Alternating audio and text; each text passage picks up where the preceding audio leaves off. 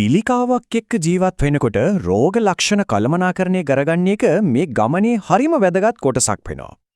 ඉතින් මේ විග්‍රහයෙන් අපි කතා කරන්නේ පොදු අභියෝග දෙකක් ගැන. ඒ කියන්නේ මුඛය සහ ආහාර ගැනීමේ ගැටලු, ඒ වගේම හුස්ම ගැනීමේ අපහසුතා. මේවා පාලනය කරගෙන සුවතාවය තවත් හොඳ කරගන්න උදව් වෙන ප්‍රායෝගික උපදෙස් ටිකක් ගැනයි අපි බලන්න යන්නේ. හොඳයි. එහෙනම් මුලින්ම අපි කතා කරමු මුඛය සහ කෑම බීම සම්බන්ධ ගැටලු ගැන. ඇත්තටම මේවා ටිකක් අපහසුකාරී අත්දැකීම් වෙන්න පුළුවන්. හැබැයි වැදගත්ම දේ තමයි මේවා කළමනාකරණය කරගන්න ක්‍රම තියෙනවා කියන එක. පිළිකා ගමනේදී සමහරුන්ට මුඛයේ හෝ උගුරේ වේදනාවක් ඇතිවෙන්න පුළුවන්. මේකට හේතු කිහිපයක් තියෙන්න පුළුවන්. සමහර විට ශරීරයේ ප්‍රතිශක්තිය අඩුවීම, මොකක් හරි ආසාදනයක්, එහෙමත් නැත්නම් සමහර පිළිකා ප්‍රතිකාරවල අතුරු ආබාධයක් විදිහටත් මේ දේ වෙන්න ඉඩ තියෙනවා. මුඛේ වේදනාවට ඉක්මන් සනහයක් ලබා ගන්න පුළුවන් හරිම සරල ක්‍රියාත්මක කරන්න ලේසි පියවර කීපයක් තියෙනවා. බලන්න. හරිම මෘදු දත් බුරුෂකෙන් හිමිහිට දත් ටික පිරිසිදු කරන්න. දියර වර්ග ගොඩක් බොන්න. කැම ටික තෙත් කරගන්න ග්‍රේවි හරි සෝස් වර්ග හරි පාවිච්චි කරන්න. මත්පැන්, දුම්කොළ වගේ දේවල් වලින්, ඒ වගේම සැර කැම වලින් ඈත් වෙලා ඉන්න එක ගොඩක් හොඳයි. අයිස් කැට ටිකක්, අයිස්ක්‍රීම් එමත් නැත්නම් උණුසුම් ශාකසාර තේ එකක් වගේ දෙයක් උත්සාහ කරලා බලන්න.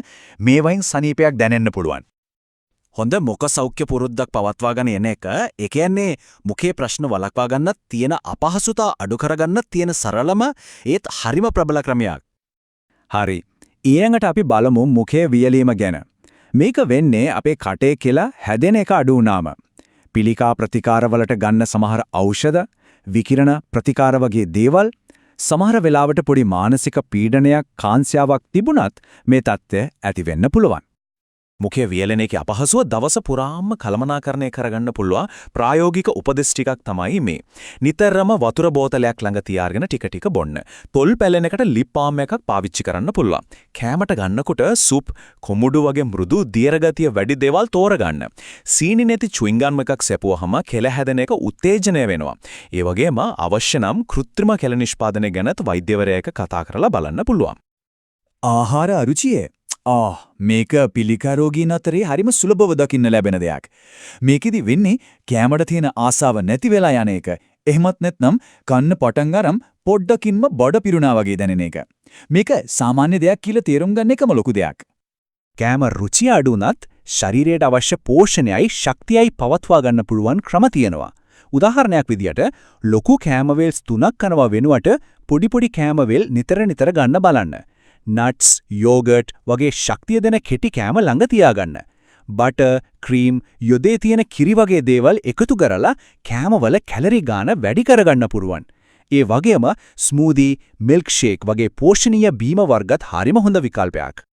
කෑම රුචිය අඩු වෙලාවකදී අවධානය යොමු කරන්න ඕන කන්න පහසු, මුරුදු, ඒ වගේම ශරීරයට ගුණදායක පෝෂණීය ආහාරවලට. හරි. එහෙනම් දැන් අපි යමු වෙමු අපේ දෙවෙනි මාතෘකාවට. ඒ තමයි හුස්ම ගැනීමේ අපහසුතා. නැත්තම් මේක ටිකක් අනස්සලට හේතුවක් වෙන්න පුළුවන්. ඒත් ගොඩක් වෙලාවට මේ තත්ත්වයත් අපිට කළමනාකරණය කරගන්න පුළුවන්.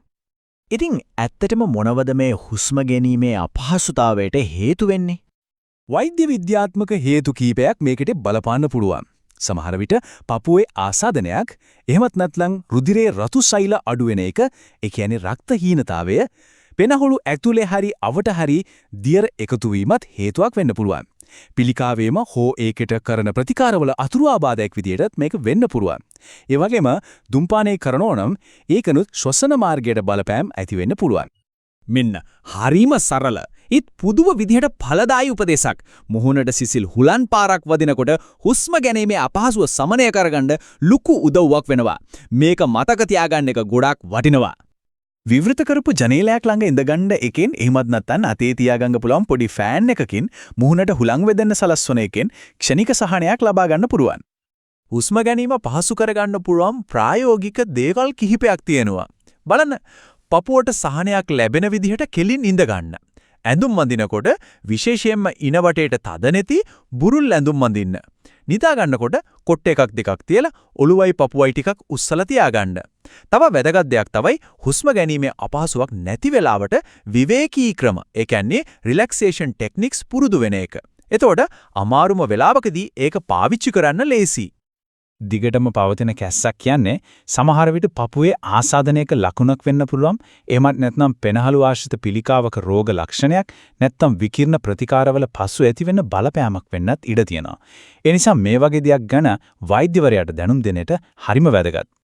නොනේවතී තියෙන කැස්සක් කළමනාකරණය කරගන්න පුළුවන් ක්‍රම කිහිපයක් තියෙනවා.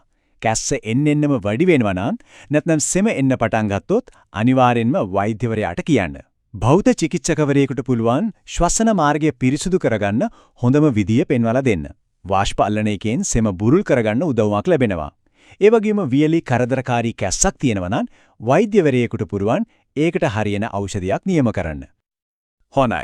අවසාන වශයෙන් අපි කතා කරමු මේ හැම දෙයකදීම තියෙන වැදගත්ම දේ ගැන. ඒ තමයි තමන්ගේ වෛද්‍යවරයා සහ සෞඛ්‍ය කණ්ඩායම එක්ක හොඳ sannivedanayak පවත්වාගෙන යන එක. තමන්ට දැනෙන රෝග ලක්ෂණ ගැන පොඩි සටහනක් තියාගන්න එක හරිම වැදගත්. මොකද එතකොට වෛද්‍යවරයා එක්ක කතා කරනකොට ඒක ගොඩක් පැහැදිලි, ඵලදායී සංවාදයක් බවට පත් වෙනවා.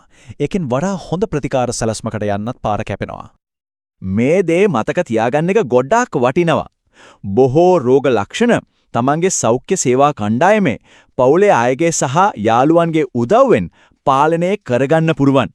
මේකෙන් ඇත්තටම ලොකු ශක්තියක්, ලොකු විශ්වාසයක් ලැබෙනව නේද?